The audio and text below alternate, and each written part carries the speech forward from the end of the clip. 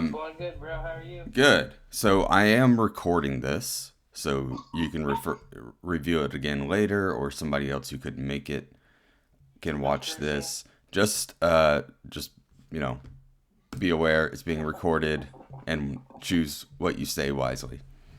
Yep, yep. Oh, Matt's jumping in. Fantastic. Matt is the master of LP. Master LP. All right, I'm gonna turn on screen share and share my screen. So you should be able to view that now.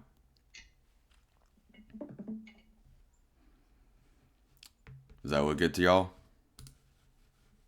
Yep, I can see it. All right, great. Yep, So, all good. so the first question is probably what is LP and what does a liquidity provider mean? Does anybody not know and need a short explanation? Yeah, I don't know, but you can keep it super short. Just give me the general idea. Okay. So we can compare it to the traditional markets as well, stock markets. In the stock market, when you want to buy and sell, you're either selling to someone else that's buying at the same time, or there's an intermediary called a market maker.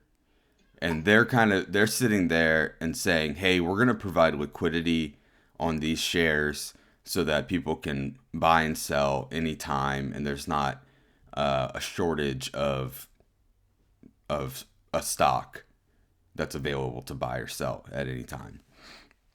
So what Uniswap really pioneered is this concept of pools and what they call AMM, automated market maker. So instead of having to have a venture business providing liquidity for Apple shares or Tesla shares, individuals can pool their tokens in pairs, typically, into a pool, and other users can buy and sell into that pool to make their swap. So every time that you go to swap a token, like right here on Uniswap, and say I want to spend ETH and I want to get DAI, it's actually going to that Uniswap pool for ETH DAI, the ETH DAI pair, and making the swap in that pool. Same for Apollo. So anytime you want to be able to trade a token, there needs to be a pool somewhere. So Uniswap is really the pioneer behind all this. Tons of Uniswap clones have popped up, doing using either their exact same code or doing the exact same concept. There's a lot more to it as far as how it all works, and I don't know how all of it works. Like, there's a lot to how much you're buying at a time, how much you're selling at a time, and how that impacts price. So we're just gonna look at Uniswap because that's what we use for Apollo. But and so if you're just going to swap, you can go here. If you're going to provide liquidity for a pair, you can either create a new position here, or you can go to top pools and check that out to see what pools already exist and some of the numbers behind it. So if I come over here to the analytics, so Uniswap analytics on pools, and I look at all pools, currently this is sorted by total value locked. So that's how much dollar based value is locked in this liquidity pool. Typically, the higher the value, the more stable the pool is. So if you end up swapping into a pool that has not even that, that's still a lot. It's probably only showing a certain amount. Something with $10,000 of liquidity or $100,000 of liquidity, buying or selling into that pool is going to have a much more dramatic price impact than if you were buying into or selling into something with $10 million of liquidity or $400 million. That also goes into play of, well, okay, so total value lock, that's one thing. 24-hour volume, so you can see how much is being traded into this pool on a 24-hour basis. So in the DAI USDC stable coin pair, $30 million has been traded in and out of that pool in the past day, and 160 million in the past week. So that's something to take note of as well, because part of the reason to become a liquidity provider on a pair is you get paid the fees. You get a portion of the fees that people pay on the swap. And that's what this number represents, the percentage point. According to Zach, the higher the percentage point, the riskier that pool can be. So, and I'm not an expert on this at all, so you might want to look at that yourself. One thing you have to take into account is how prices of tokens change over time. So something like Bitcoin and Ethereum, both of those have different prices, and they move up and down throughout the day, throughout the week, throughout the month. And so that can play a big part into earning in liquidity pools, but also losing money in liquidity pools. So if you were on something that was really risky, you could actually lose more money than you're going to gain based on that pair. The most stable, yeah, go ahead. Isn't that called impermanent loss? You're right, yes. And it's not difficult to understand, but you should probably read up into it and take that into account before you become an LP. Now, the safest are probably providing liquidity into stablecoin pairs, and that's because the prices on those don't shift very much. We can see Ethereum go up 10% one day, we can see Ethereum go down 10%. Whereas something like DAI to USDC, those are both stablecoins pegged at the dollar, and so they're probably not even fluctuating by 3% on a daily basis, unless something goes horribly wrong. And so those are much safer to become an LP, because you're not going to deal with that impermanent loss possibility, which is also why you see more money locked up in stablecoin pairs. Yeah, I have a question. Yeah, go ahead. So can I take my current Apollo holdings and become a liquidity provider with those holdings? Yes, you can. Okay. So let's look up. Here's our Apollo ETH pool. Let's see. Is this it? This doesn't look right. This might be V3. Oh, okay. Let's go to V2. The Apollo pool is actually on V2 of Uniswap, not V3. Okay, let's look up Apollo ETH pair. USDC. I don't know what that one is. All right, so this is where you're buying and selling into every time you make a trade for Apollo on Uniswap. And the reason you have to use Uniswap versus another tool like QuickSwap or some other ones is because this is where our liquidity lives.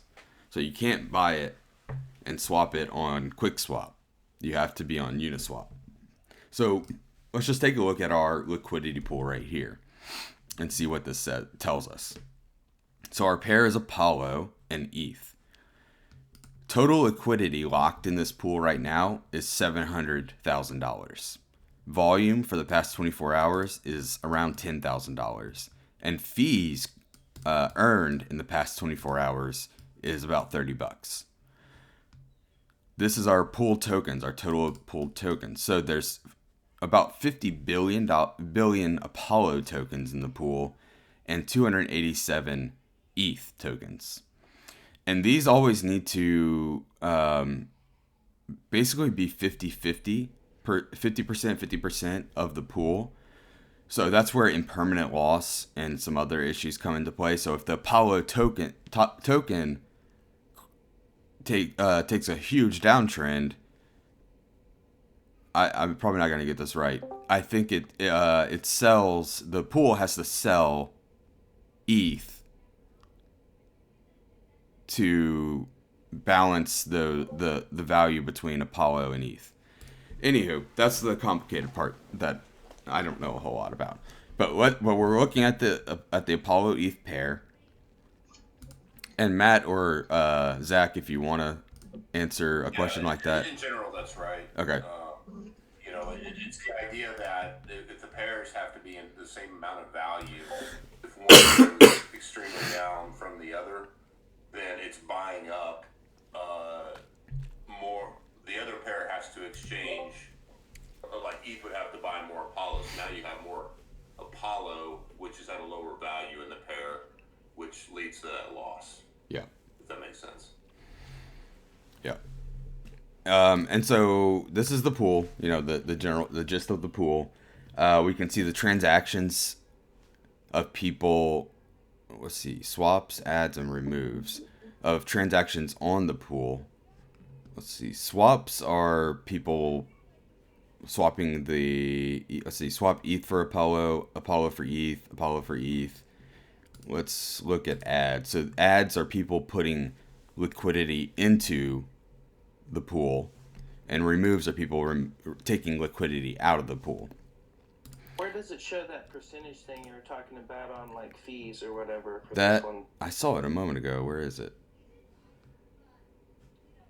I'm on my phone, so the screen's real small. I think I just saw it when I looked it up. I think it was 0.3%. Yeah, so Uniswap V2 is always 0.3%. Oh, okay. So that's the fee that you collect as a liquidity provider. Yes. 0.3%. And that's based on the amount of the liquidity pool that you own. So okay, I have two dumb questions. Yeah, there are no dumb questions. Okay, so first question is on this whatever you guys are calling impermanent loss. Mm-hmm. Am I losing tokens or just the value of those tokens? The amount of tokens that you own for either pair can change, and will change. It can go down? Yes. But I think if one goes down, the other that you hold goes up.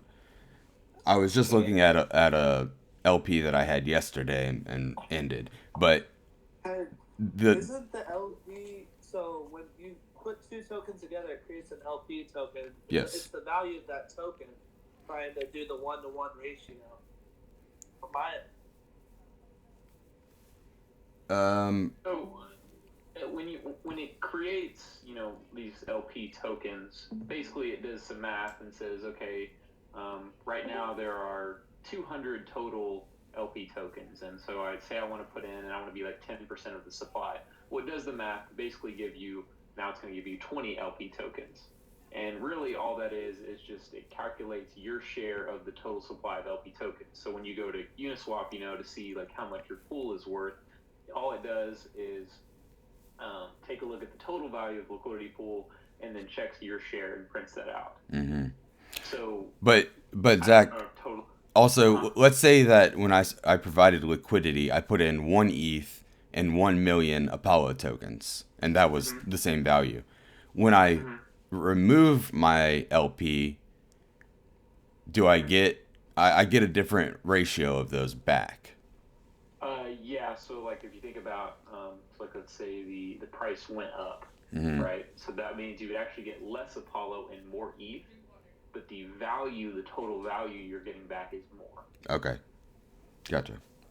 And if like say there's a big sell-off, you would actually get more Apollo back, but the value of that Apollo would be less. Okay. All right. My second dumb question was, okay, so from what I understand, if there's more locked liquidity, then the price is not able to fluctuate as largely either way, correct? That's price impact. Price impact. Yeah. Yeah. Right. So my question is like, I don't really care if the price goes down right now because I believe in the project and the long-term vision of it. I know it's going to be up late. I don't care when. So if right now, if I don't care if it's going to go down, but large jumps to the upside are beneficial in my mind. So lower liquidity would allow for larger jumps to the upside.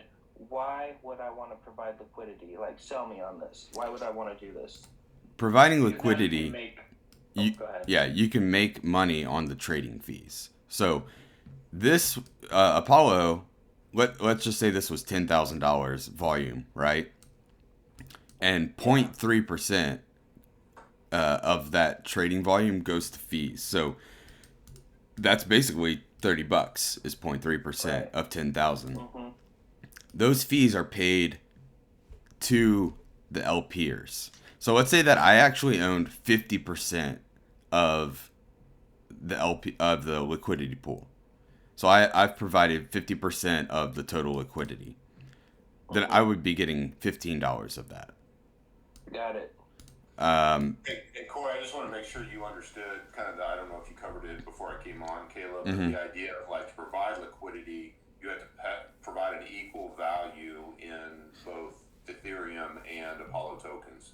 True. No, I did not know that. Yeah, so you can't it's not like staking your Apollo and you get some award for it. You're actually giving both sides of a person, entering and exiting the pool. So if you put in $5,000 worth of market value today of Apollo, you'd have to put in $5,000 market value in Ethereum as well. Correct. Yeah. I probably won't be participating then because all my Ethereum is in Apollo, and I'm not willing to trade it. But you raised a good point that a lot of people don't understand because it is finding the right balance at the right time for the amount of liquidity. Everyone always assumes that having a crap ton of liquidity is great, which it's not bad. I mean, obviously, having plenty of ability for people to enter and exit the pool is attractive to traders, and the idea of like protecting downside movement is important depending on what time it is in the cycle of the product and what market volatility looks like. But as you can see from us, like we've established a pretty good floor. And by the way, this is a technical meeting. This is not financial advice to anyone. But, definitely. The idea of like, would it be bad if we removed some liquidity and used it for things like promotion or things to improve the platform while we're in kind of this bear market, and allow for when new people entered it to create more price action on the upside? Very valid argument. It's one that we're kind of discussing right now. Obviously, we don't want to rattle anyone by saying, oh, we're going to remove a significant amount of liquidity. We're talking like something that would change the delta price movement by less than 1%. But would it help us fund some of these additional things that improves the product? Absolutely. So that's kind of the debates that we have all the time. It's just like, what is the right amount of liquidity? And if it's not going to affect the stability and the security and the feeling of the people involved, then maybe it's a good idea to remove some when the unlocks happen. Does that make sense? Yeah, I support you guys on that idea. We've talked about this before. Like, my concern is, it's not a concern. I was just, if you guys are going to do that, do it sooner than later. Sure. Let's look at these pools and tell me which ones y'all think I should do. So I have USDC. Let's pick another. What should I pair it with, Zach or Matt? Oh, have you talked about the difference between V3 and V2 at all? No, I have not. Okay, so just like a quick rundown. So you see like Uniswap V2 and Uniswap V3 a lot. So the key thing for just the average user is that Uniswap V3 does not allow fee on transfer tokens. So like our token, we have the transfer fee, the 6% fee. We can be on V3. V3 is where you'll find a lot of like the big ones you see, like USDC, USDT, ETH, big ones like that. And the key difference between V2 and V3 is how liquidity is provided. It is a lot simpler on V2 than it is on V3. I don't know how much, Caleb, we want to go into like the, setting your fee and your range. Do we want to go through that? Well, I'm going to actually do it here. So do you think I should do USDT, USDC? Let's just do like ETH and whatever, ETH and USDT or US. Or ETH and USDC. Yeah, I'd say that's 4 billion volume in 7 days. 0.05%. Let's take a look at this. All right. So I need to get a little bit more ETH, I think. Let's go to swap.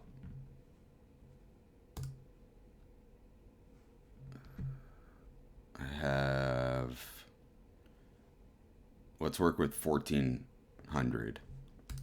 So I want to trade my USDC for ETH, and I want to put in I want to get $700 worth.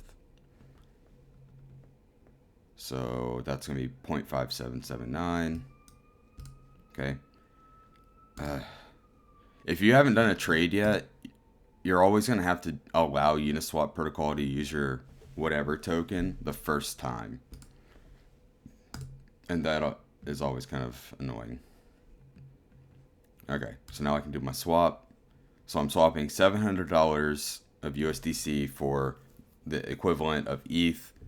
You can see some of the other numbers. Network fee, about $4. Confirm swap. Gas prices are high, so there's gas fee, $9. All right. That should be done momentarily.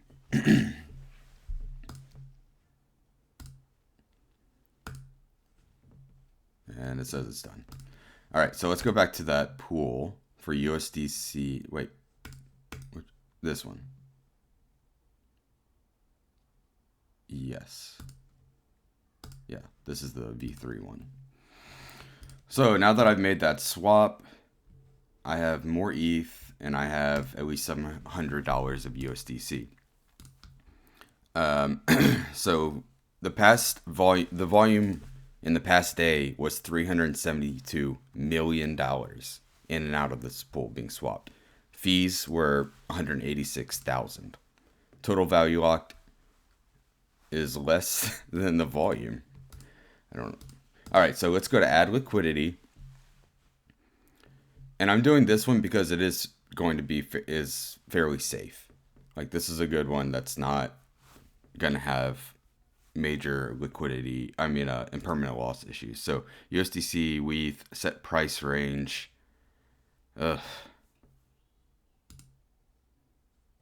Is this price? Let's see, WETH per USDC.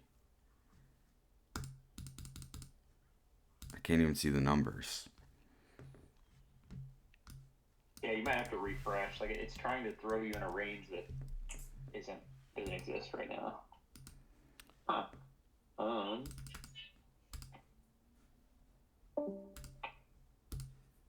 Let's see, current price. So yeah, just say WETH per USDC. Yeah. Can you flip those? So go up to the top right, click on WETH instead of USDC. Yeah, there we go. That's easier to understand. But it's still saying it's invalid. Might be just a little bug right now in Uniswap. This is higher than that. Is that not right now? Okay. There we go. That's why. Oh, okay. Sorry. So I have to put in the price for ETH for this, right?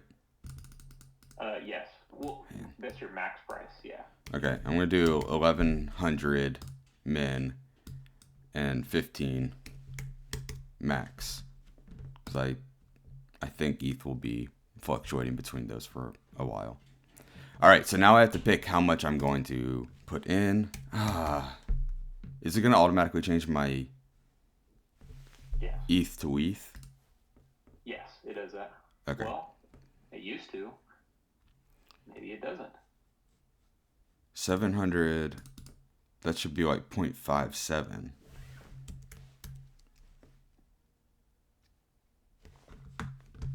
Well, it's accounting for that range change too. It's a little odd.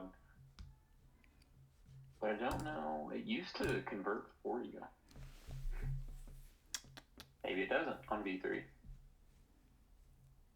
Let me take a look. Uniswap. You could also just do USDC and USDT if you wanted. Yeah. Well, I just swapped it for ETH. Oh. Okay.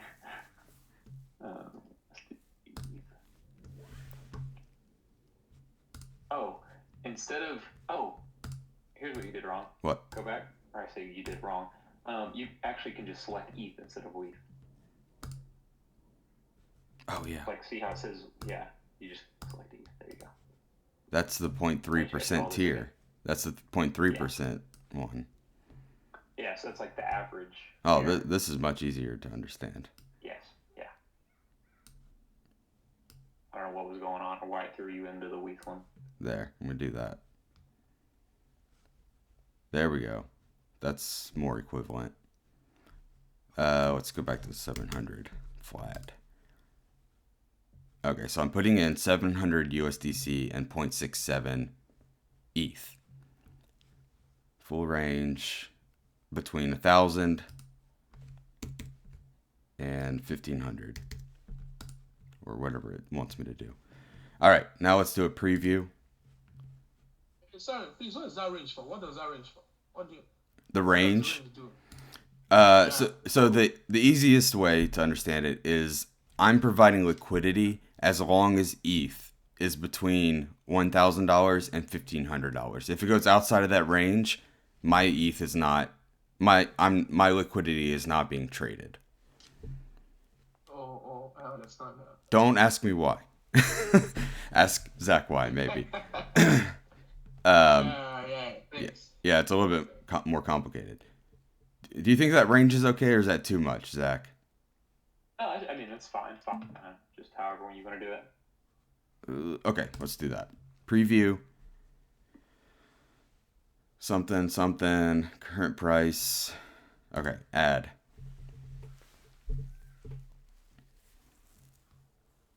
Gas, $15. Is this just for one pair? One of the pair? Yes. Okay, transaction submitted. This is where it like auto wraps your ETH into ETH and like moves your USDC, so it's kind of expensive.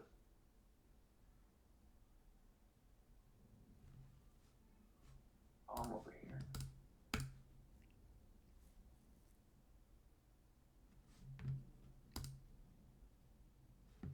Activity. There it is. Just popped in. So we're in range.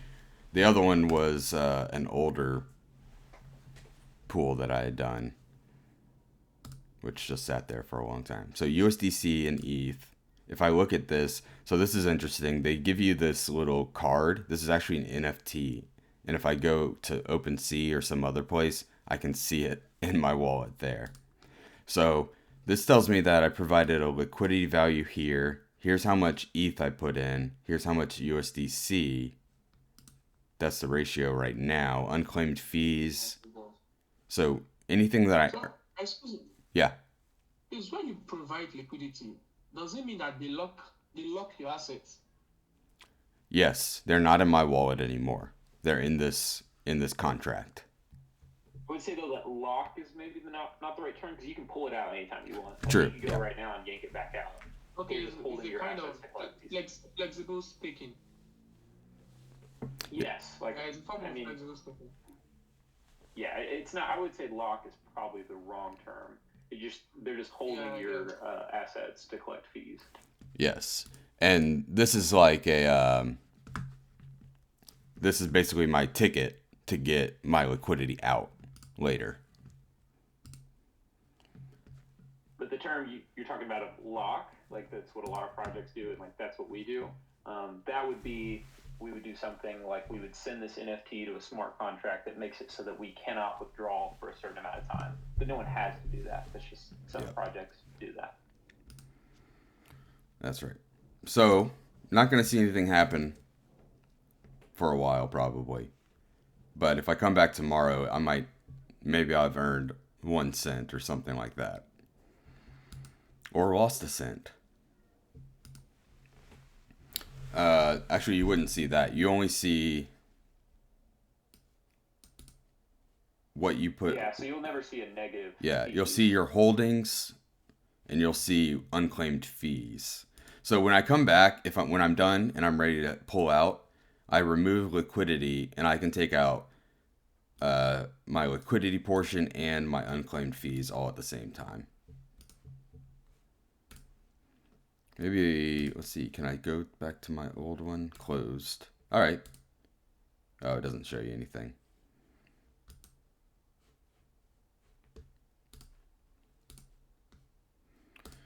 All right. Questions? confusions. Some kind of. Go ahead. Now I'm trying to say that your older transaction, the older one, meant to show some kind of history. I could look it up on the blockchain to see the history, which I actually did yesterday. Thanks for taking your time, guys. Always like to learn these new things. Yeah, no problem. Let's see, yesterday, this one. So this is when I pulled it, my other liquidity pair, and let's see, what did I get back? I got this much ETH, and I got this much USDC from it. Because what had happened was, like, liquidity was, like, he was collecting fees while he was in his range, but then the price, dropped over the past month and swung him out of his range, thus draining one side of his liquidity. Yep. So he got back all the ETH and then only collected fees for the USDC. Yeah, and my fees that had accumulated was about $30. But when I went and did all the math from what I put in, I didn't put in much. I think it was like 480 or something. But when I did all the math from what I initially put in to now and pulling it out, plus the fees and then also my gas, I was down $100. Yeah, so it's kind of I'm trying to think of the simplest way. It doesn't save you from the price dropping. Like, Caleb lost money because the price of ETH dropped. But I guess one way to think about it is he lost less money because A, he was collecting fees, and B, it stopped him out when it got to the end of the range. So, like, if he would have just held $1,500 worth of ETH, he would have lost a lot more money than if he had just staked it here. Because he collected fees and because it stopped out when it got to the end of the range. Is there any real benefit to this compared to, let's say I just wanted to, instead of being a liquidity provider, wanted to put all my money into a good project like Cosmos that provides 5% APY? Mm-hmm. So, yeah, it's kind of just a similar goal, right? You're locking away, or I say locking away, you're putting in your funds expecting to get something out. I would say that this is probably more complicated but more conservative because, like I said, it's like, say you put in your Cosmos because you want to collect 5% APY. Cosmos drops 50% in price. So, like, really you still lost a lot of money. But say Cosmos was a token on Uniswap and you did Cosmos and USDC, you would lose less money if the price of Cosmos dropped a ton. Right. Now, on the flip side, if Cosmos doubled, you would have probably made more money just, staking your Cosmos as opposed to adding liquidity into a pair like USDC and Cosmos. The difference. So maybe difference. Liquidity. Cosmos is a little bit different the way you're talking about it because the 5% like that you can get on Coinbase right now, that's not from creating a pool. That's for operating the system. And so what Coinbase is really doing is they are being the stakers. Right. And then they're using your Cosmos to do that, and they're paying you 5%. They're probably making, I don't know what, 8%, 12%. I don't know what Cosmos is paying out for staking. So it's different. So it sounds kind of like providing liquidity might be a better game plan for down markets, and staking might be a better game plan for bull markets.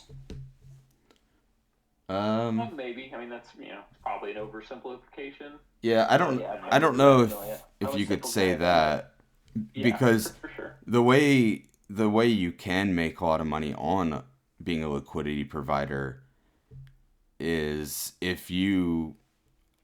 Well, I don't know. This is very degen, so I'm not saying do it. But if you provide liquidity into a newer token that's really hot and getting lots action and people are putting in more liquidity and trade swapping and stuff like that, you can make a lot of fees off of it. Otherwise, I don't know the exact strategies for picking a pool besides like looking for something safe. That's all I'm really doing. Yeah, and like there's cool ways. I say cool ways. There's ways to like game it, right? So like say you have the pair of USDC and USDT. They're both always, or they should always be the same value, right? Like $1.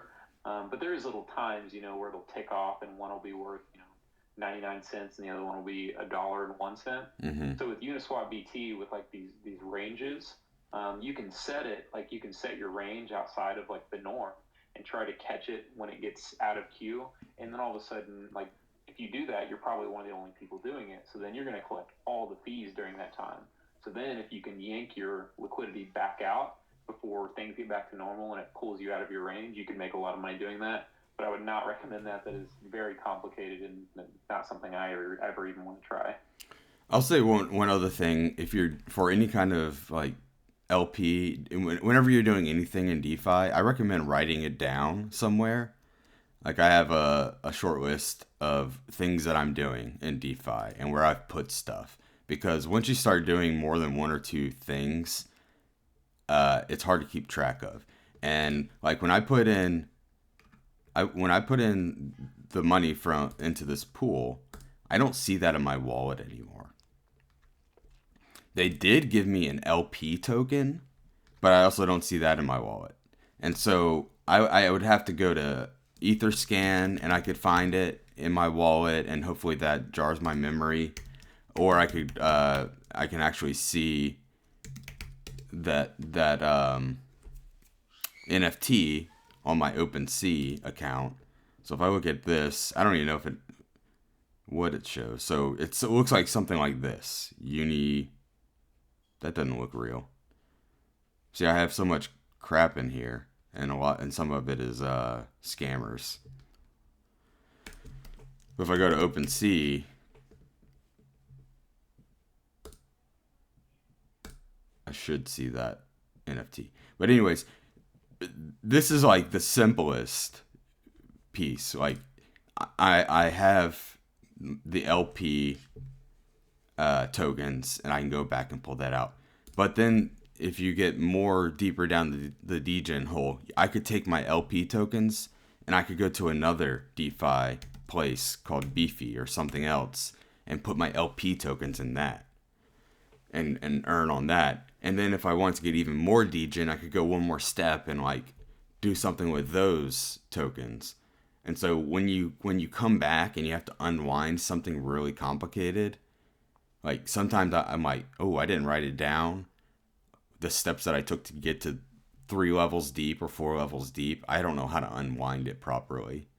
And so that's why I recommend write it down, what you're doing, the steps that you take to put stuff deeper into the rabbit hole, and also an idea of how to get out when you need to unwind it. Does that make sense?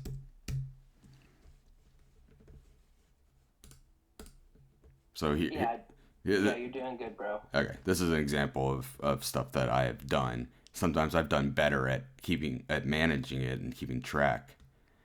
And other times I have not. But where's a Beefy one? I got super complicated on Beefy one time, going down multiple levels of providing stuff, and then you have to come back. It's kind of like Inception.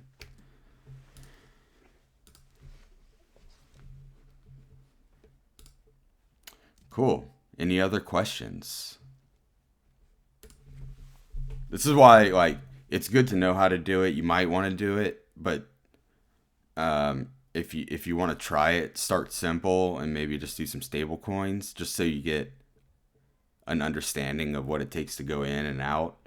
But be very selective and don't go for anything risky until you really understand what's going on, impermanent loss, how to get in, how to get out. Last question, bro. Yeah. What's that super secret magic sauceness you got for us? Oh, of course. The magic password today is unicorn. Perfect. Thank you, bro. Yep. Hey, I'm also gonna hit you in your DMs on Discord here after I jump out of here. Okay.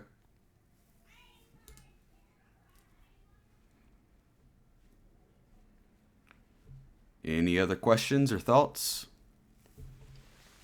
Great job, Caleb. Thanks. Yeah, very good job, very informative. If somebody super simple and dumb like me can halfway understand, you're doing real well. So thank you guys again for taking your time. That's my goal, is explain it so that my 7-year-old son can do it, if possible. Not really, but I mean, I'm not the smartest guy.